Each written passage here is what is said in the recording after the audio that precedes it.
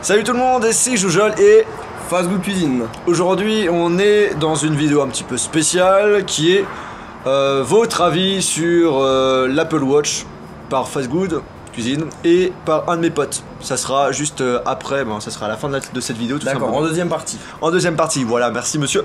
Alors on va avoir l'avis donc de monsieur Charles de cette fameuse montre. Qu'est-ce que tu en as pensé déjà avant de l'avoir vu en vrai et après l'avoir vu? Alors, ça c'est intéressant. C'est un point de vue qui est très important à préciser puisque avant j'avais suivi toutes les rumeurs. Est-ce qu'elle allait être ronde, est-ce qu'elle allait être carrée?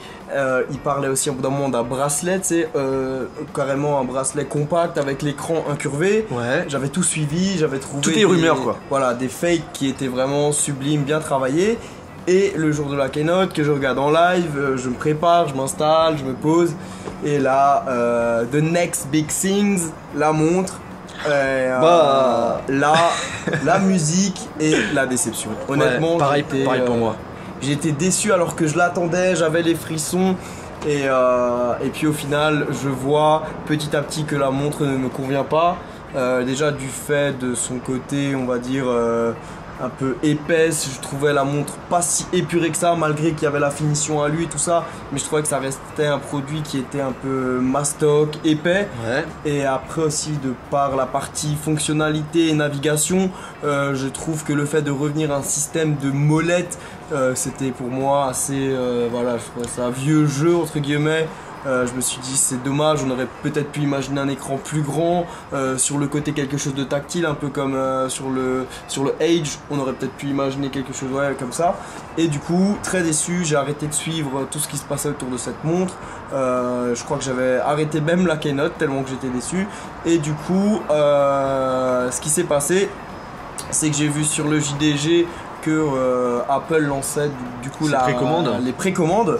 Et je me suis connecté le jour même, je me suis dit bon, est-ce que je vais me la commander quand même pour en tant que fan, pour tester et tout. Est-ce que tu as un iPhone 6? Voilà, j'ai un iPhone 6, j'avais avant un iPhone 4S, avant ça j'avais l'iPhone 3GS. Ouais. J'ai vraiment enchaîné les iPhones, j'ai jamais été déçu. J'ai également un iPad. Et du coup j'ai regardé pour précommander la montre et il me mettait à attendre jusqu'au mois de juin. Donc du coup directement j'ai laissé tomber et je me suis dit tant pis. Et ce qui s'est passé, c'est que le jour même, j'étais à Strasbourg au centre-ville et je suis passé à l'Apple Store, tout à fait. Et la chance que j'ai eue, c'était déjà que la personne qui travaille là-bas m'a reconnu, parce qu'apparemment c'était un abonné. Et du coup, j'ai vraiment pu essayer la montre, j'ai pu la porter. J'ai pu essayer carrément les applis et tout ça, vraiment j'ai pu l'utiliser pendant un petit quart d'heure. Et verdict? Et là c'était... le coup de foudre. Presque le coup de foudre, c'était juste une révélation. Je me suis dit waouh, mais en fait cette montre elle est vraiment bien puisque premièrement déjà elle est pas si épaisse que ça. Ouais, c'est vrai, je suis d'accord. Quand on l'a au poignet, on sait que Apple a l'habitude de nous soigner niveau design. Et je trouve que déjà premièrement visuellement on a quelque chose de plutôt beau porté. Et surtout quand on l'a, on a vraiment l'impression de porter une montre. Je m'exprime, par exemple moi j'avais pu tester je crois la première montre Samsung.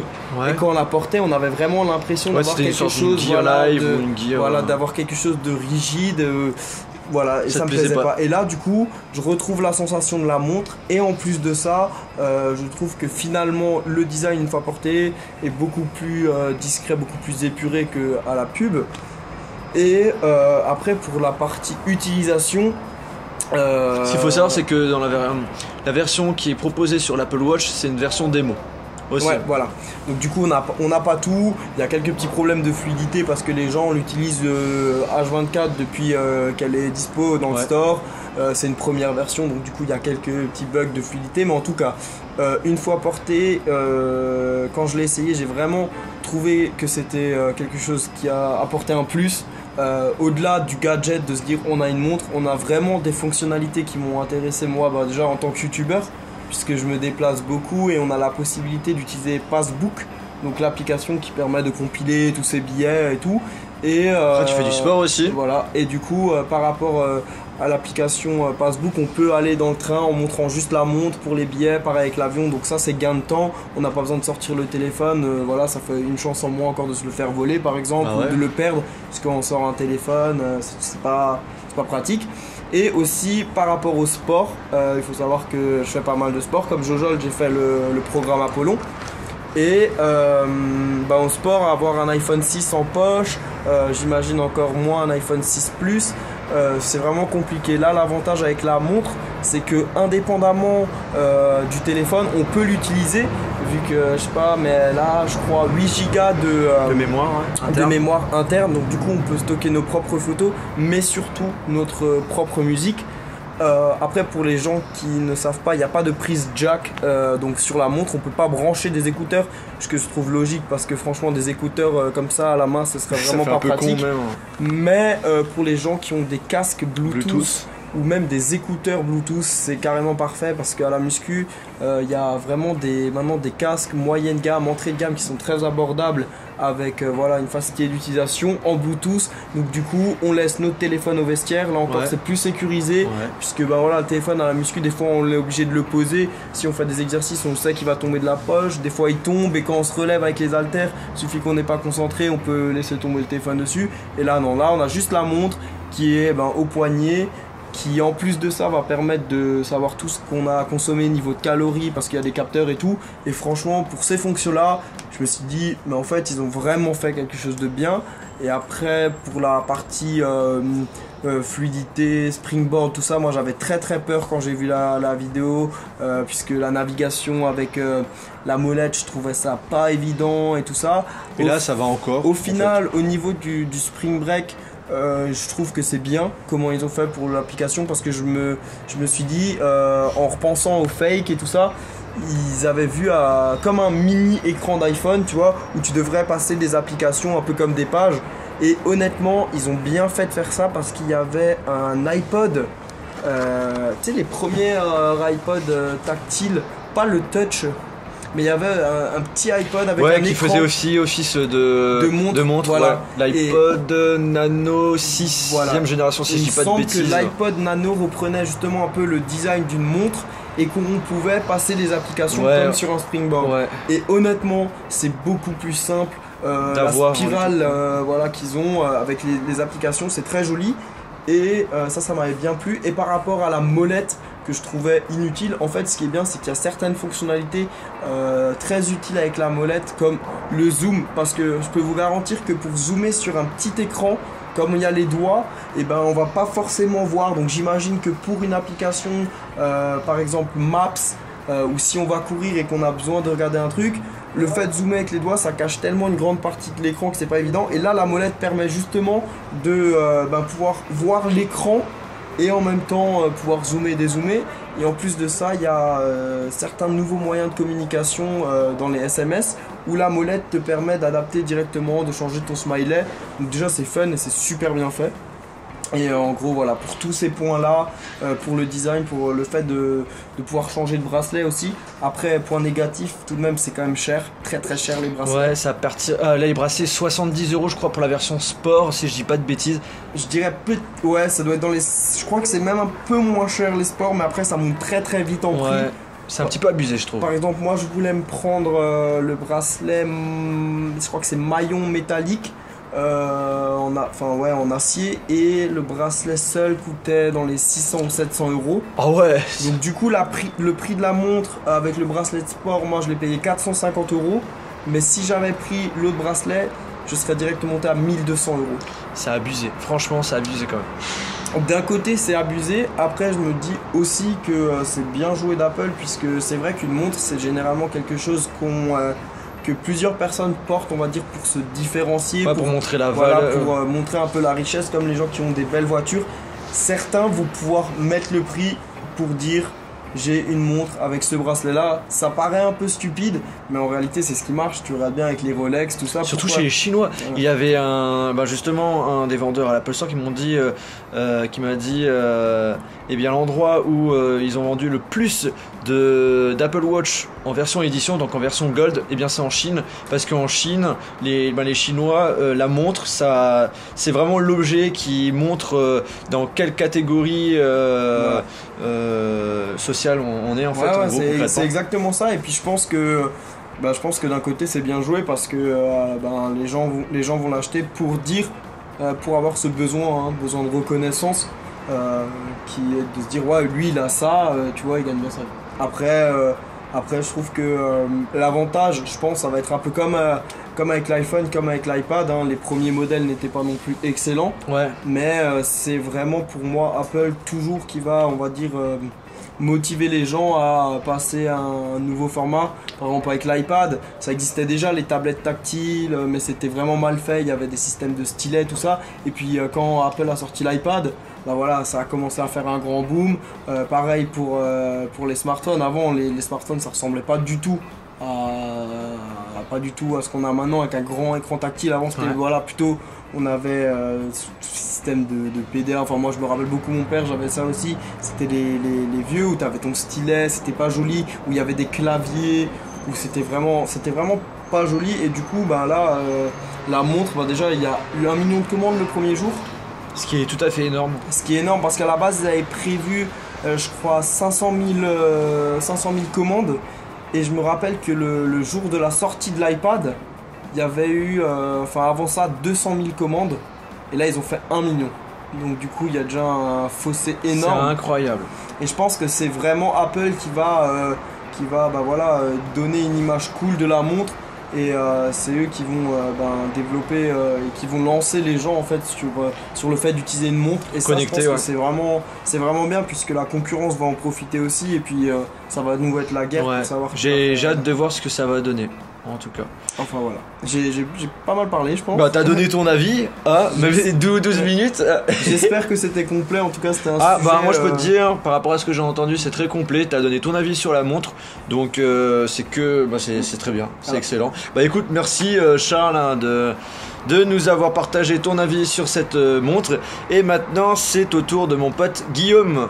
Allez, ciao ciao. Voilà, on est avec cette fois-ci Guillaume, un pote à moi que vous avez peut-être vu dans d'autres vidéos. Alors on a fait quoi comme vidéo, Guillaume? Alors on faisait la réflexion, je pense qu'on a fait au moins 3-4 vidéos ensemble. On a fait un comparatif sur l'iPad mini, on a fait la présentation d'iOS 7, il me semble, c'était la version bêta à l'époque. On a fait une vidéo à l'époque, on était dans la file d'attente pour l'iPhone 5. Ouais, c'est ça. Et le déballage. Le déballage de l'iPad mini. Ouais, voilà. c'est vrai. Et du coup là, tu te trouves dans une vidéo où tu vas donner un peu ton avis sur l'Apple Watch. Qu'est-ce que tu en penses? Est-ce que tu as l'intention de l'acheter? Il faut savoir qu'il a un iPhone 6 Plus. Donc c'est un utilisateur potentiel. Et tu as aussi un Mac. J'ai aussi un Mac. Donc un client assez fidèle de la marque de la pomme. Alors est-ce que ça va être le cas pour l'Apple Watch? Verdict? Verdict, eh bien non, je ne serai pas un des clients de l'Apple Watch, en tout cas pas pour la première version. Pour l'instant, je trouve que c'est un petit peu surévalué. Enfin, on entend vraiment beaucoup parler alors qu'en fin de compte ça ajoute pas tellement de plus-value à notre smartphone. Je pense que tu es d'accord avec moi. Moi je suis d'accord avec toi. Et je me vois pas encore m'amuser à recharger ma montre tous les jours. Moi je suis du genre à oublier ma montre en plus sans arrêt, à la poser parce que ça me gonfle d'avoir quelque chose au poignet. Donc, et au-delà de ça, au-delà du fait que ça n'apporte pas plus que ça, il y a aussi l'histoire du prix. Parce que c'est vrai que c'est assez cher quand même, à partir de 350 € pour la version sport, puis après pour la version édition il faut compter environ 700 €. Et en plus étant un garçon avec je suis pas très fin, donc il me faut plutôt la grosse version, donc la 42.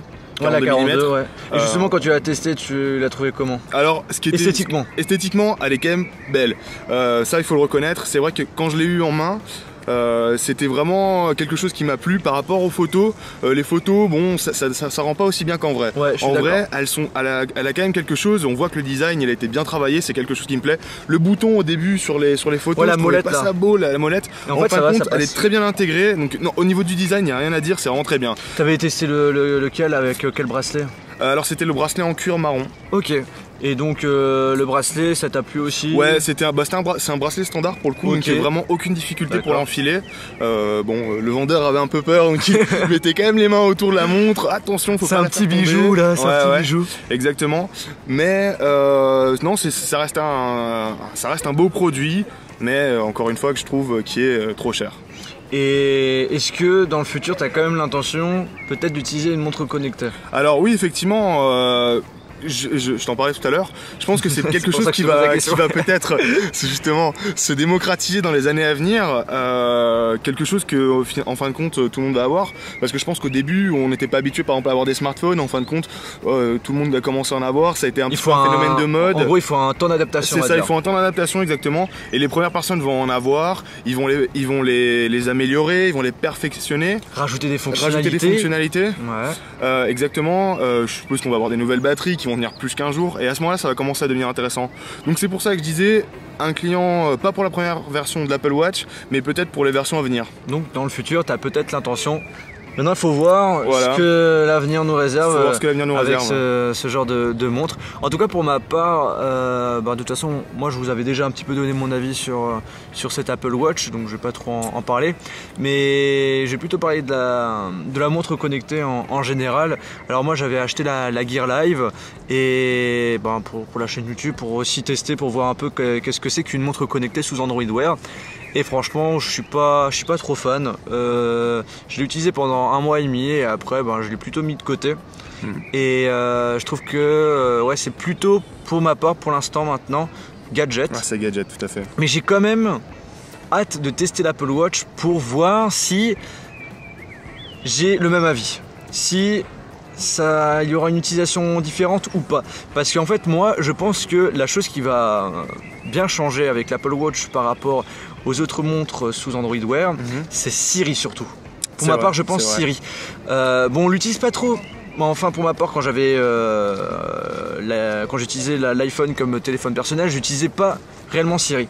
Et là, je pense qu'avec l'Apple Watch, Siri va être vraiment utilisé. Et c'est ça le gros plus pour ma part. Pour moi justement c'est un des avantages de cette montre, c'est moi personnellement j'ai un iPhone 6 Plus et quand il est dans ma poche c'est quand même assez compliqué à sortir. Là, allez, le gros iPhone tout gros et donc oui effectivement ça reste un gros téléphone et qui est pas forcément très agréable à sortir quand on a un message, etc.